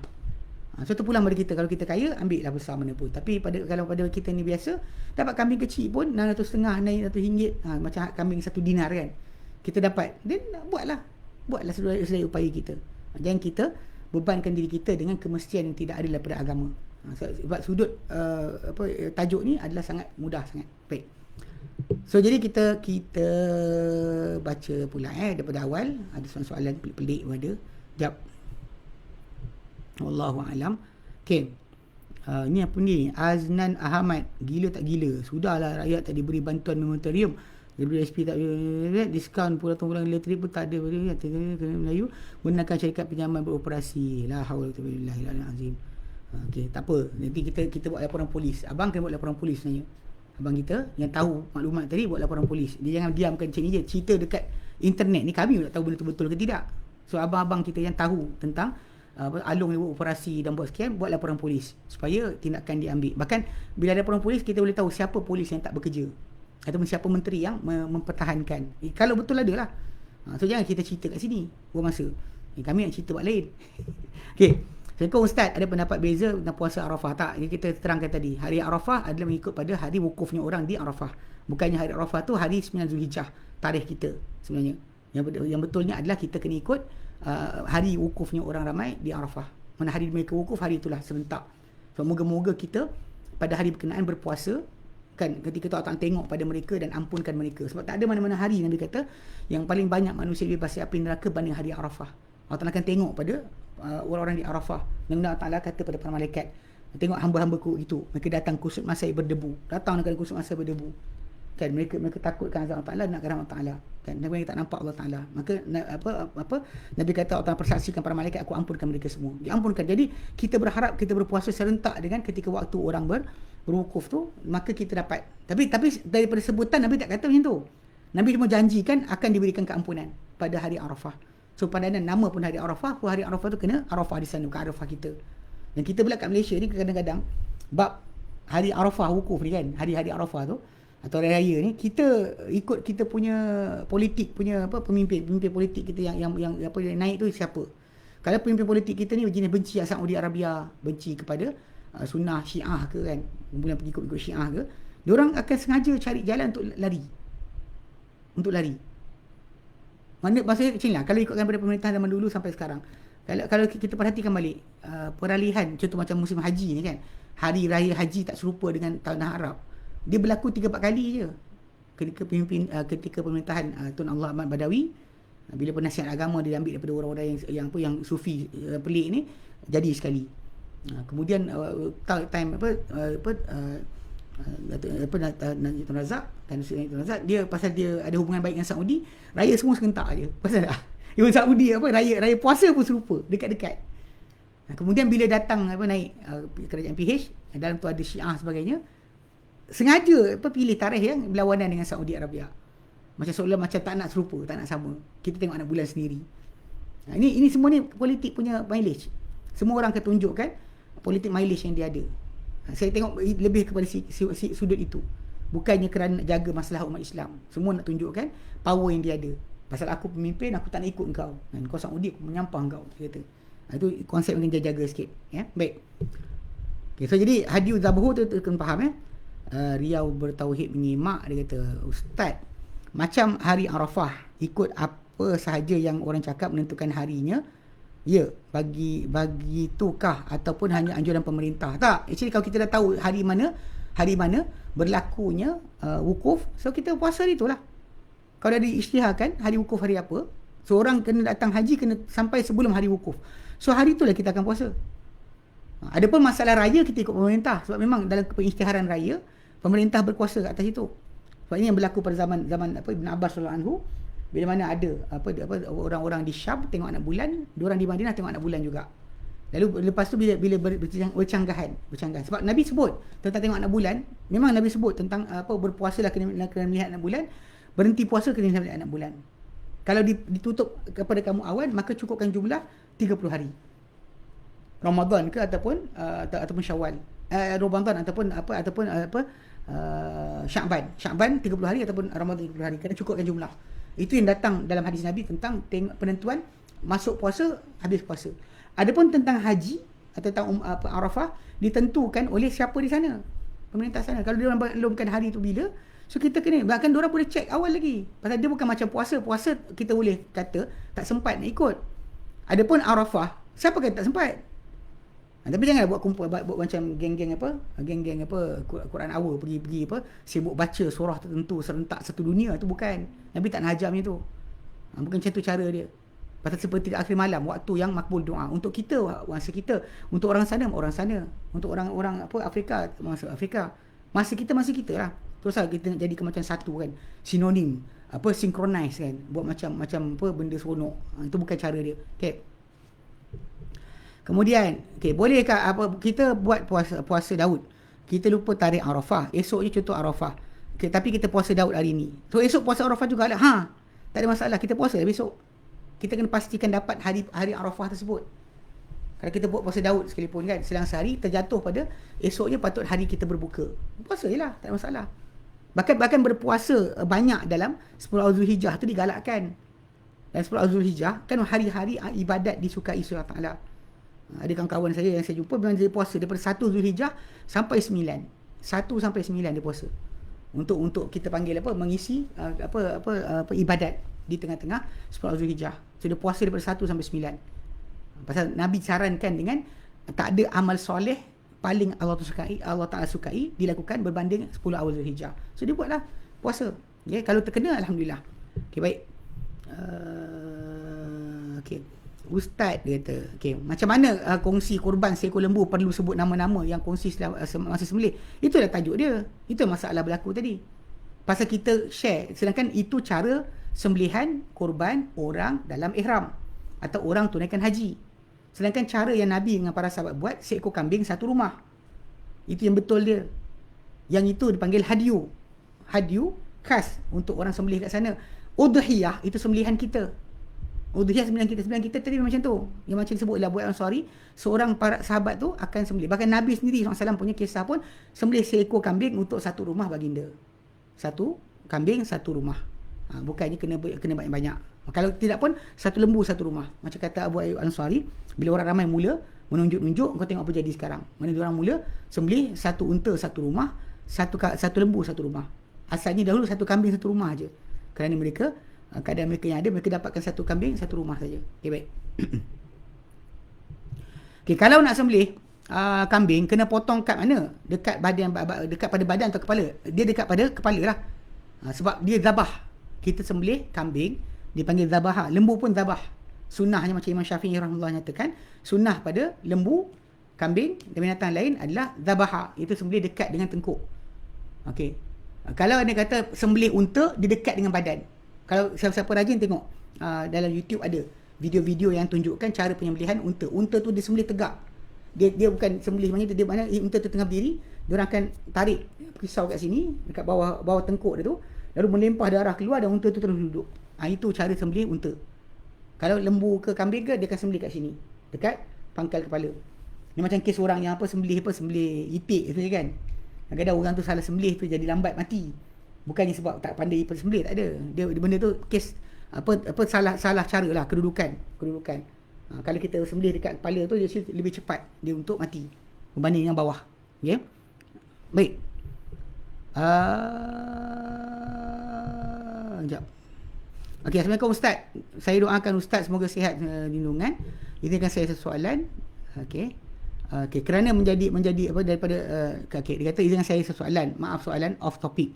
Kerana nak menjadi hati ni daripada ujub dan sum'ah, boleh ke saya jawab dengan penipuan apabila ditanya tentang satu amalan sunat? Contohnya, ditanya tentang hari ni puasa Isnin ke? Saya jawab tak puasa. Jawabnya hanyalah ya atau tidak. Kan?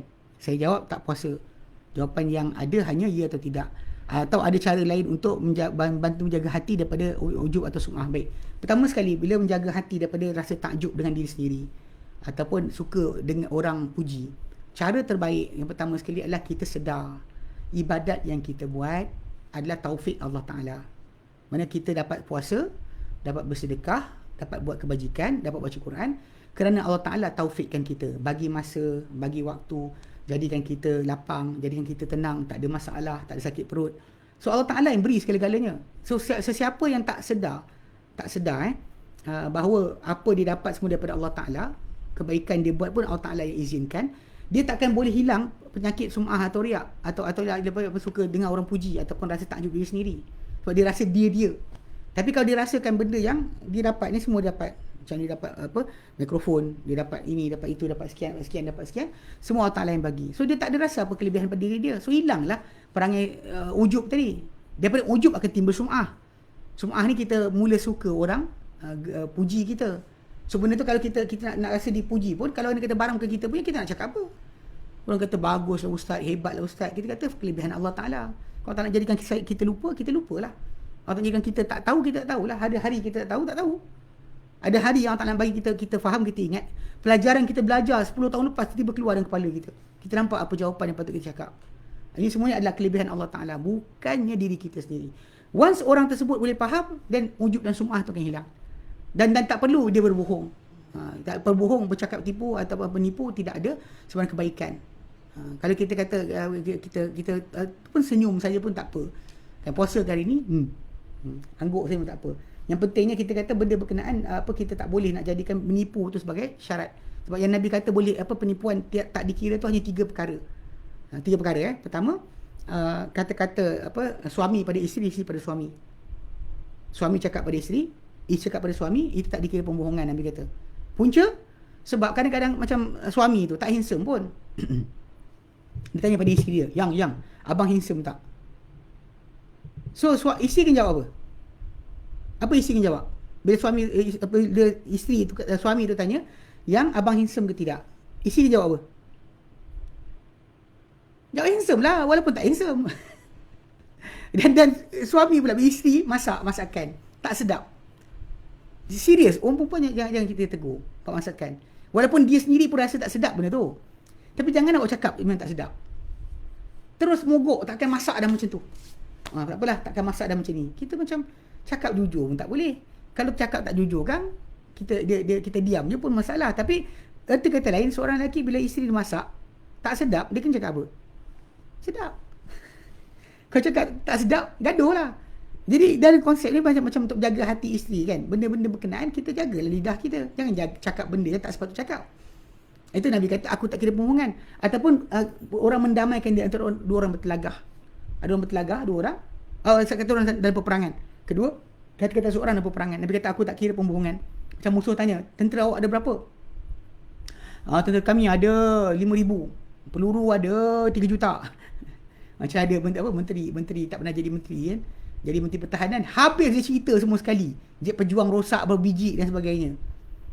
Dia cerita pada orang luar. Jadi orang luar pun tahu, Malaysia jet pejuang semua dah rosak. Itu nama dia Bang Alif Ngah kan. Kerana duduk dengan Syiah ni jadi macam tu, rosak otak dia panggil. Otak manusia ni rosak. Asyik dengan ahli bid'ah. Sampai kan cara berfikir tu pun tak betul. Benda yang tak perlu dedah, tak perlu dedah lah. Nak bagi tahu orang buat apa? Kalau kita nak tahu internal saja, jangan masuk kanan, masuk khabar. Kan? Nak bambu ke nak marah kepada pegawai-pegawai macam ni hilang injet ke apa benda, jangan cerita kat orang kita punya ketenteraan. Kalau orang tanya bukan kita cakap, betul kami punya kapal terbang semua dah rosak. Sengih lah musuh. Apa kan? Jadi sudut dalam ketenteraan tak boleh kita dedahkan. Dalam peperangan tak boleh kita cerita kat orang. Kan? Nabi pun cara kadang-kadang Nabi gunakan Nabi gunakan apa? Macam kalimah yang double meaning. Orang tanya datang mana? Dia kata daripada air. orang tu ingat daripada kawasan air. Nabi jawab daripada air. Bukan daripada air tu. Aku datang daripada air. Mana air mani. Ini cara Nabi SAW apa cakap tu dia double meaning untuk mengelakkan jadi berbohong. Nabi takkan menipu. So basically sudut percakapan kepada orang dan peperangan pun tak dikira pembohongan. Kemudian ketiga yang Nabi kata adalah percakapan orang yang mendamaikan dua orang yang bertelagah. Kita jumpa A, lepas tu kita jumpa B. B tanya A kutuk aku tak tadi. Kalau kutuk kita tak boleh cakap ya. Kita kata tidak. Sebab kita nak mendamaikan mereka, bukan kita je beritahu api pula. Itu 3 keadaan. Dan 3 keadaan tadi menyimpan amal untuk korang jaga hati tak termasuk daripadanya. Kan? Bahkan kalau kita lali, kan orang dah lali kita puasa, dia orang impress sekali-sekala je. Kalau tiap hari orang nampak kita puasa lama-lama tak rasa apa pun. So let go. Let go benda berkenaan. Baik. Cerita pisau sikit Ustaz. Skill basic untuk first time buat sembelih. Okey. Kalau dia kata orang yang nak menyembelih ni kan, kalau dia kata dia nak beli pisau, okey. Kalau dia kata untuk binatang yang macam kambing kan, 12 inci punya pisau dah cukup. 12 inci banyak kan, 10 dah cukup. Kalau dia pandai 8 pun dah cukup. 8 dah cukup. Jadi kalau kaedah kan, bila penyembelihan, bila kita nak sembelih binatang tu, katakanlah ni kepala kambing tu, kita tak perlu untuk gali lubang untuk bagi kepala lepas. Sebenarnya kita dongakkan je kepala dia, kita dapat semua tengkuk dia. Bila kita letakkan kepala dia ke lantai macam tu, dongak badan dia baring, kepala dia tegak. So kita dapat semua sekali ruang kepala dia. Tengkuk tu semua kita dapat untuk kita sembelih. So jadi pada asalnya tak perlu kepada bawah dia sentuh je. Kan? Sebab kita kan tak reti kita ni. Dan bahkan tegakkan kepala tadi tu membolehkan kita dapat semua sekali. Tepi sampai ke sini. Tapi kalau kita letakkan miring kan. Kepala dia menghadap ke depan. So kita akan sembelih tu, sibuk nak kena gali lubang dan sebagainya. Ini kaedah skill yang kena lah. Kemudian kalau setakat ni kambing saya try jadilah. Kalau lembu orang tak try lagi. Kambing ni kalau dia kata kita tutup mata dia, kita peluk dia, tutup mata dia. Lepas tu kita baringkan, dia akan diam. Bahkan bila kita baringkan dia macam tu 3 minit tak bangun. Kita biar itu, dia duduk diam baring for 3 minit sebenarnya. Bismillah, Allahu Akbar, baringkan dia. Itu cara terbaik lah yang biasa kita buat. Lembu saya tak try lagi. Banyak orang kata dah try lembu, saya tak basic skill macam tu untuk lembu. Lepas saya tengok geng Pakistan mudah aja dia peluk pada lembu tu, angkat sikit, serap, tarik. Simple je. Kita kat Malaysia ni satu kampung turun. Tarik. untuk sembelih binatang tu macam gaduh. Kan, semua tunjuk skill, kan. Tunjuk pak cik pun bawa golok dan sebagainya, sembelih pun tak reti kadang. So konsep dia kena perhatikan balik. So macam pisau-pisau tu kalau dia kata untuk contoh macam kambing atau kambing binatang kecil, 8 ke 10 inci dah cukup. Dan kemudian mata tu kalau boleh lurus. Okey. Jangan ambil melengkung. Pasal melengkung nanti kita nak tarik dia ke payah. Jangan cari melengkung macam tu. Jadi lurus tu lebih baik. Okey. Kemudian bila kita kata macam lembu ke atau kerbau ke 12 inci cukuplah. Saya tengok ada kat belah Indonesia. Panjang macam pedang samurai untuk sembelih lembu. Tu ada kalau pisau tak tajam memang lambatlah dia akan tarik makan lambat. Tapi yang pentingnya tu. Kemudian kedua, yang kadang orang salah faham kena masalah kalau terangkat pisau. Okay. Kalau terangkat pisau dia orang kata tak boleh letak balik. Ini cerita kelakar sebenarnya. Sebenarnya balik pada asal. Kalau binatang tu, kalau kita buka surah Al-An'am surah Al-Maidah ayat yang keempat. Bila Allah Ta'ala sebutkan berkenaan binatang haram dimakan. Kalau lepas Allah Ta'ala sebutkan dengan tentang tajuk darah bangkai babi, kemudian apa yang disembelih kepada selain Allah Ta'ala, kemudian mula dengan kan natihatu lah sekali. Okey. Al-mauquzah, binatang yang kena baling dengan benda yang keras kat kepala dia, ataupun yang tercekik, ataupun yang dicampak daripada tempat tinggi, jatuh tempat tinggi, ataupun binatang yang ditanduk oleh binatang lain. Okey. Ataupun digigit oleh binatang buas. Kecuali kamu dia boleh sembelih dia. Illa madzakaitum. Mana kalau kita binatang tu dalam keadaan menggelepar, sebelum mati kita tarik pisau kat tengkuk dia, mati dengan sembelihan kita, sah. Yang peliknya bila kena pisau kita sendiri, binatang tu tegak, kita tak boleh nak sembelih lagi. Apa pasal? Ini antara benda pelik orang Melayu kita punya fahaman. Pisau tak boleh angkat 2 kali dan sebagainya. Kalau nak kita nak kata suruh tajam, cakaplah suruh tajam dah lah. Janganlah kita datangkan hukum baru yang tak ada dalam agama. Hukum tu tak ada, jangan buat. Kan pelik kan, bila binatang tu tengah kena langgar kita, tengah menggelepar, kita ambil pisau, aci, halal. Ataupun binatang tu kena terkang rimau, kita halau rimau, binatang tengah menggelepar lagi, kita ambil pisau, sembelih, halal. Yang ini kena pisau kita sendiri, Lepas tu binatang gelepar tak jadi mati, kita biarkan. Kita biarkan. Apa benda ni kan? Pelik. Ada dapat dalam surah Al-Maidah ayat keempat tu terangkan berkenaan binatang-binatang yang haram dia makan. Yang kena mati tercekik, mati apa, kena baling barang ke kepala dia, mati yang apa jatuh tempat tinggi, mati apa, mati di tanduk binatang apa, diserang binatang buas atau ditanduk oleh binatang lain. Semua terdatang dengan bila orang kata illa madzakaitum, apa yang kamu sempat sembelih. So apa masalah dia? Pelik betul kan? So kena jaga bab tu. Dia tak ada masalah. So jadi kalau dia kata macam binatang besar tadi 12 inci dah cukup. Kan, dan kalau boleh belilah yang berkualiti sikit. Kan pisau-pisau tu cari yang pisau apa? Yang dia tak ada, yang stainless lah. Yang tak perlu pada kita untuk asah banyak. Kadang-kadang kita beli pisau yang mahal ni, dia berguna sampai bila. Saya ada pisau yang beli pisau tu sejak 6 tahun kot. Tak payah asah sampai sekarang masih tajam. Masih tajam sampai sekarang. So nak ceritakan mana kita kena pandai dan masalah pilih barang tadi. Bukan jangan pilih benda-benda pelik. Banyak orang kena dia beli pisau yang apa yang tempur-tempur ni kan, yang tempur-tempur khas untuk camping. Pisau tu tadi kadang tak sesuai dengan mata dia yang lebar, tak sesuai untuk sembelihan. Dia kuat untuk tetap pokok tapi bukan untuk sembelihan. Sembelih ni kalau boleh mata dia halus. Mata dia lebih leper, lebih tajam, lebih cepat untuk lepas pada tengkuk binatang berkenaan. Dan masalah tarikan pisau dia actually yang wajib dia putus 2 urat, iaitu pernafasan dan juga makanan depan ni. Lepas tu urat naik, urat turun, urat naik dan turun kiri kanan. So kalau dia kata orang tu dia ambil pisau tu, dia dapat sembelih kiri, depan, tepi kan. Mana kiri kanan tu kan dia dapat, dia cukup dah lah. Cukup dah, tak perlu macam sekian-sekian, tak perlu. Pasal balik pada asal kes kalau nakkan dapat dua-dua sekali, kita kena kepala binatang tu daripada baring kita tegakkan, nampak dapatlah semua. Kita dongakkan kepala binatang tadi, lepas tu kita dapat tengkuk dia. Tak perlu kepada korek lubang sebenarnya. Okay, baik. Okay. Nabi banyak isteri tapi tinggal berasingan tu dikira serumah juga ke? Nabi punya isteri dipanggil hujurat. Bilik-bilik isi Nabi itu dipanggil hujurat. Dia tak panggil sebagai bait. Lebih tepat adalah hujurat. Hujurat Aisyah, hujurat sekian. Tu yang ada surah Al-Hujurat tu. Dan kita bila sebut hujurat, dia bilik-bilik. Satu kawasan, pasal ikut kalau tahu macam Nabi, macam hallway tau. Bayangkan hallway, kiri kanan ada bilik-bilik. So itu rumah Nabi dengan isteri-isteri dia. Sebab tu dia panggil rumah isteri Nabi adalah hujurat. Kadang-kadang dia panggil nama dia sebagai rumah Aisyah, rumah sekian, tapi hujurat. Okey, baik. Assalamualaikum Ustaz. Okey. Tasnim cakap answer, wajib cakap sedap. Okey. Ustaz, boleh share kat FB Ustaz atau Batu Salam lafaz bacaan Ustaz baca tadi sebelum nak buat sembelihan udhiyah. Sekejap, saya paste sekarang kot. Nanti saya share. Nanti insya-Allah hari sekejap.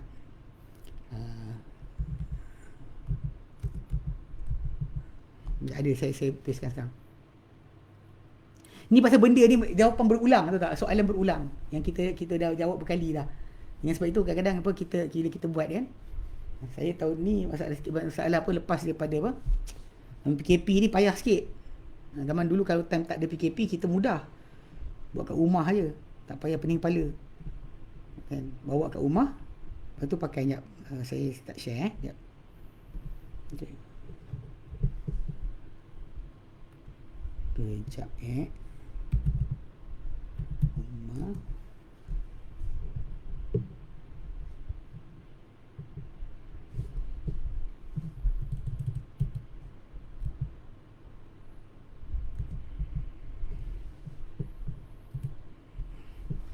Saya share.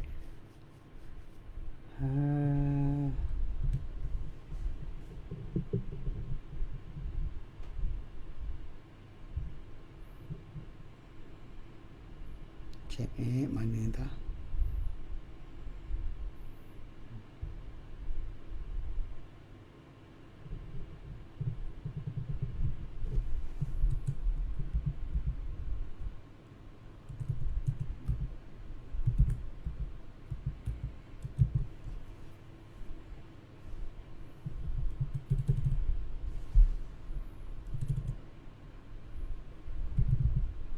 Allahumma taqabbal. Jap, saya lupa kat mana tak. Okey, pasal kalau dia ada dalam saya punya apa WhatsApp tu, saya paste saja je kat situ. Mudah sikit kan. Pasal kejap.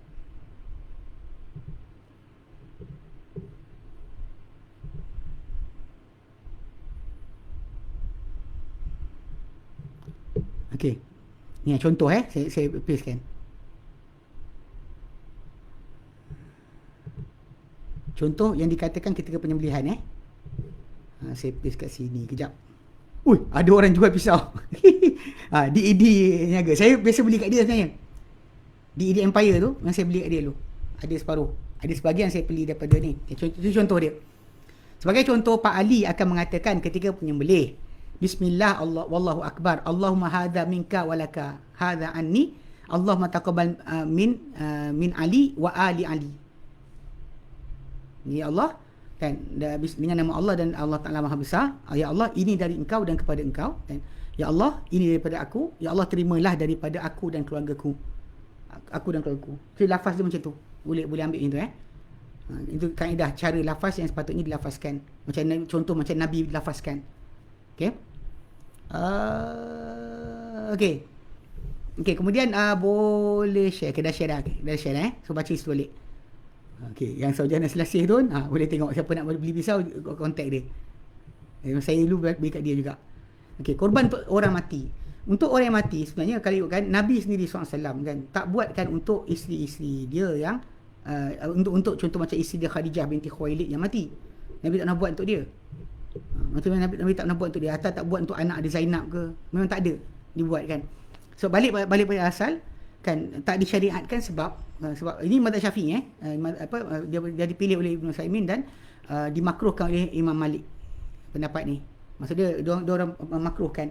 Okay, jadi dia kata sebab asas dia adalah kerana firman Allah Taala dalam surah An-Najm ayat 39, wa alaysa lil insani illa ma sa'a. Tak boleh tak akan ada untuk seorang tu kecuali apa yang dia kerjakan. Dan tak datang daripada Nabi SAW, dapat juga dengan para sahabat, daripada siapa-siapa dengan salaf bahawa mereka menyembelih bagi orang-orang mati. Tak ada. Okay. Dan dia adalah ibadat dan asalnya tak dilakukan bagi pihak orang lain kecuali apa yang keluar daripada dalil. Kalau dia bernazar, kita buat untuk dia. Kan? Jadi dengan sebab itu tak ada kita buatkan bagi pihak orang mati sebenarnya. Okey. Maka kadang-kadang orang buat mantu mati ni kadang lebih tunjuk sekian. Pasal kalau kita kesian, istighfar kita dah cukup untuk mak bapak kita. Kalau kita sayang mak bapak kita, tak payah beli untuk dia. Istighfar kita tu dah cukup. Tapi disebutkan dalam apa dalam hadis Nabi SAW kan, yang kita pernah sebutkan tu, hadis Musnad Imam Ahmad kan. Yang seorang lelaki tu jumpa dah masuk syurga, kemudian dia pelik kenapa dia dapat dalam syurga tu dahsyat sangat, kelebihan. Lalu dia kata kepada Allah, dia kata, ya Rabb, anna li hadha, di mana aku dapat ini? Anna li hadha, anna hadha li kot, anna hadha li. Tak, saya nak paste kan, mudah sikit. Kalau ada paste ni kita mudah sikit supaya orang boleh baca balik kan. Lepas daripada kelas pun nanti orang boleh tengok balik kat situ. So jadi kita jawab dah benda berkenaan dalam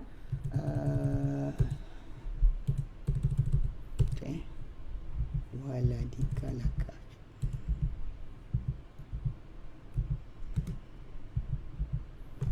Okey. Dalam Musnad Ahmad hadis nombor 1.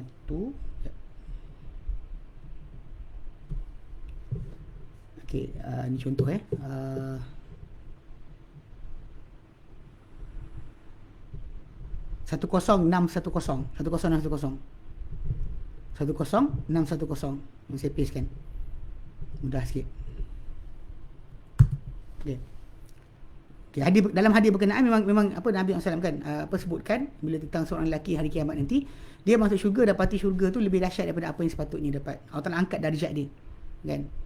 Kemudian dia kata, ya Rabb, anna li hadhihi, aku dapat mana ni? Lepas tu Nabi kata, Allah Taala jawab, bistighfari waladika laka, dengan sebab minta ampun anak engkau untuk engkau.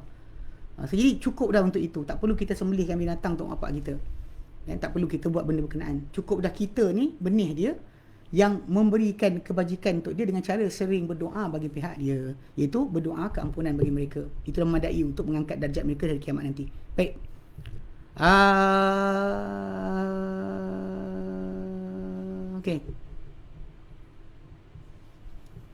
Okey. Assalamualaikum Ustaz. Bagaimana dengan organ dalaman yang kita tak mahu? Boleh tanam saja ke atau boleh beri pada orang yang mahu? Beri pada orang mahu lah.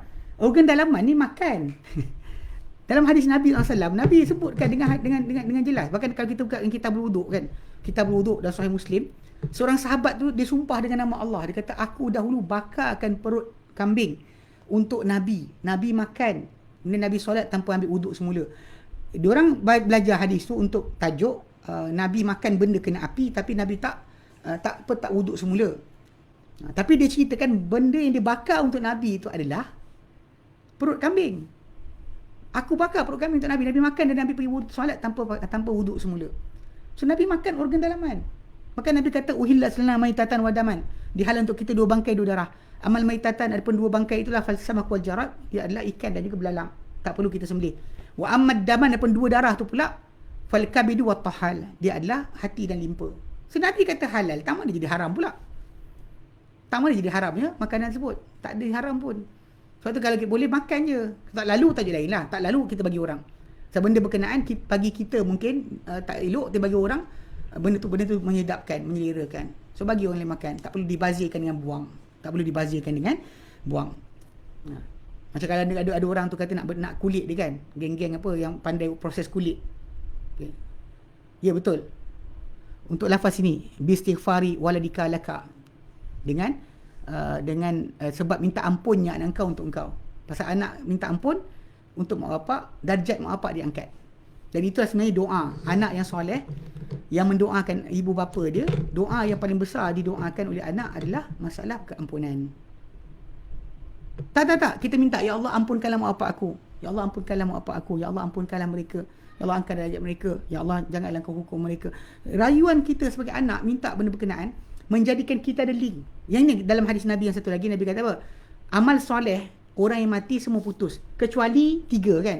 Sedekah jariah, sedekah yang disedekahkan, yang dipakai benda berkenaan sampai dia mati pun masih pakai. Ilmu manfaat dia ajar pada orang, yang benda itu dipakai manfaat. Kemudian dia tinggalkan anak yang soleh. Anak yang soleh ni jalan pahala baru untuk mak bapak. Dengan syarat ya do'ulah, anak tu kena mendoakan dia. So doa terbaik untuk seorang anak, doa mak bapak dia adalah minta ampun. Minta ampun Okey, jadi sebab tu sepatutnya kita tak perlu niatkan tadi memang kita minta ampun tu, apa pahala kita buat, kebajikan kita buat, mak bapak kita dapat saham. Kita ni macam benih pokok. Betul tak benih pokok? Kalau orang tanam pokok tu membesar, dia mati, pokok tu berbuah, binatang makan, dia dapat pahala kan? Pokok tu membesar, berbuah, dapat pahala. Orang berteduh dapat pahala. Burung buat sarang dapat pahala. Ulat makan daun dapat pahala. Anak kita yang kita tinggalkan tu benih kita. Itu yang akan menjadi jalan pahala baru. Tapi syarat anak tadi mendoakan untuk kita keampunan. Barulah kita dapat pahala-pahala yang dia buat. Kita dapat saham. Pasal anak kita ni adalah benih kita tinggalkan. Okey, maksud dia. Okey. Okey, maaf Ustaz saya masuk lewat. Ustaz ulas dah ulas belum tentang program korban di Mekah? Belum. saya tak ulas lagi. Okey. Kenapa mereka sibuk nak kempen buat korban di Mekah? Sebenarnya ini lebih kepada bisnes sahaja.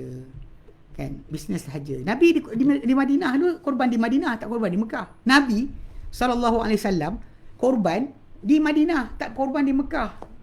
Dia korban di Mekah ketika haji dan umrah saja. Ketika tunaikan haji, dia sembelih kat sana. Ketika mana dia berada di Madinah, dia tak hantar pun ke sana. So kita dah ada panduan. Nabi lebih dekat pun Nabi tak buat. Awak buat apa? Ini lebih pada duit je.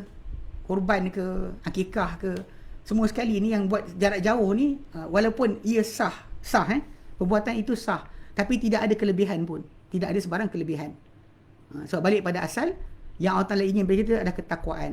Bukan pengurangan kos. Kadang orang hantar luar negara sebab kos murah. Itu pun perangai jugalah. Bagi saya sebaik-baiknya buatlah apa benda kita mampu kat sini saja. Bahkan dirasa makanan kita makan ke, atau sembelihan kita sembelih tadi dimakan oleh jiran kita, oleh saudara mara kita, oleh orang susah ke, benda tu akan menjadi pahala untuk kita. Lebih baik daripada kita duk hantar dia jauh. Itu bukan cara dia. Bahkan di Mekah dah banyak, ada binatang korban sana banyak gila dah. Benda orang pergi itu berjuta, yang bayar damnya, yang buat ifratnya, semua sekali bawa binatang korban. Tak dan nak sembelih awak punya, tak dan besar pun nilai sangat. Sebab tu mengiring-giring ke tempat lain ni tidak digalakkan. Bahkan saya sendiri pribadi kalau masalah korban kan, orang buat izin korban ke, mudah korban kat luar negara ke, sebenarnya benda ni mesti kata lah, kalau anda kata korban, awak tak perlu susahkan diri. Beli kambing seekor, balik rumah sembelih, habis cerita. Kan, kalau siapa nak ragging menantu, so menantu tu peluk kambing tu. Boleh tahu cerita kan menantu tu betul ke tidak. Boleh test power. Okey. So tak perlu, ini tak ada kelebihan. Tidak ada kelebihan. Nabi sendiri tak pernah hantar korban dia sedemikian. Ketika Nabi itu naikkan haji, ya disembelihlah korban Nabi di Mina. Baik. Dulu orang kata Islam tak anjurkan makan organ, dan kalau makan tu hati gelap. Mungkinlah sebab tu. Tapi dari segi masalah asasnya, ia bukan daripada ajaran Nabi SAW. Bahkan dia sebenarnya datang daripada da'i-da'i yang tak tahu siapa punya buat. Okey. Ustaz, bagaimana dikatakan penuntut ilmu dilarang makan organ dalam? Mana ada? Kawan-kawan saya bijak, hafal-hafal hadis pun sekali makan organ selamba je, otak-otak dia makan. Mata-mata kambing tu dia makan, selamba je, tak ada masalah pun.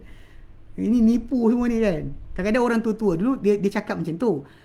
Pasal dia nak makan, tak nak berebut dengan budak. Perut sedap kan Ustaz, tapi tak pandai nak proses. Betul. Saya macam dulu abang-abang kakak saya kan, bila ada orang jual sate datang kat rumah, jual sate perut. Dia kata dengan kita orang yang adik-adik ni, jangan makan, nanti tak elok. Kan, nanti bodoh lah apa benda kan. Kita pun tak makan lah. Rupanya diorang cakap macam tu pasal diorang tak nak berebut dengan kita.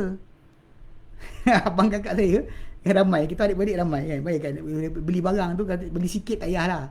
Kan, kalau beli banyak apa puas makan. Jadi bayangkan, diorang cakap macam tu kat saya. Lepas saya dah dewasa, saya fahamkan sate perut temusu kan perut babat. Perut usus, intestine tu. Perut tu dia makan, actually sedap. Baru saya faham rupanya kenapa diorang kata budak-budak tak boleh makan. Sebab diorang nak makan. Sebab diorang yang nak makan. Itu basic dia, kena faham bukan sebab apa-apa. Tak ada pun. Macam abang kita katalah, perut tu sedap tapi tak pandai proses. Okey, baik. Alhamdulillah kita berhenti sini. So jadi dengan apa kita bincangkan hari ni, saya harap apa semua ikhwah kan buatlah niat kan, kalau dia kata ada duit lebih sebagainya, belilah kambing seekor, sembelihlah kat rumah. Kan SOP kat rumah je, tak ada masalah apa. Kan belajar. Kalau nak zaman sekarang ni zaman pengajian online tu banyak. Kalau nak tengok orang cara sembelih, nak tengok cara lapah yang betul. Itu semua sekali ada. Tadi ada orang tunjuk gambar, dia lapah binatang, kemudian kambing, kemudian tarik dengan motor scrambler. Itu binatang tu dah mati tak apa. Tak ada masalah. Buatnya tu. Kalau tengah hidup buat tu, kurang ajar lah kan. Itu dosa lah. Tengah kata kalau andai kata buat ketika hidup dosa. Kalau dah mati buatlah benda, tak masalah cara. Ada setengah tempat macam dekat belah Perlis, diorang kikis bulu tau. Bulu binatang tu kikis pakai air panas, kikis, lepas tu blow torch binatang kambing tu satu badan, kemudian belah perut, kemudian buang isi perut, kemudian blow torch balik, kemudian last sekali potong, masakkan kulit sekali. Itu lagi sedap. Itu lagi sedap sebenarnya. Allah Allah kan. Ini kita kata lah benda ni makan ni sedap, kalau tak sedap apa nak makan kan. Kita ni. Jadi siapa-siapa ada kelapangan maka belilah seekor kambing, kecil pun tak apa, sembelihlah kat rumah. Jadikan ini tradisi ataupun sunnah Nabi yang kita tinggalkan sebenarnya. Yang ditinggalkan. Nabi buat, para sahabat buat, kita dah tinggal. Dan kita start jadi benda tu semuanya panggil outsource. Hantar ke surau, hantar ke masjid, hantar ke sekian kan. Semua sekali kita panggil benda tersebut kita outsource. Dan sekali tak ada pun kita buat sendiri dan sebagainya untuk merasai sendiri pekerja-kerja berkenaan. Okey, baik. Wallahu a'lam. Kita berhenti sini. InsyaAllah nanti kita sambung kemudian. Wassallallahu ala sayyidina Muhammad wasallam, alhamdulillahirabbil alamin. Assalamualaikum warahmatullahi wabarakatuh. Assalamualaikum warahmatullahi wabarakatuh.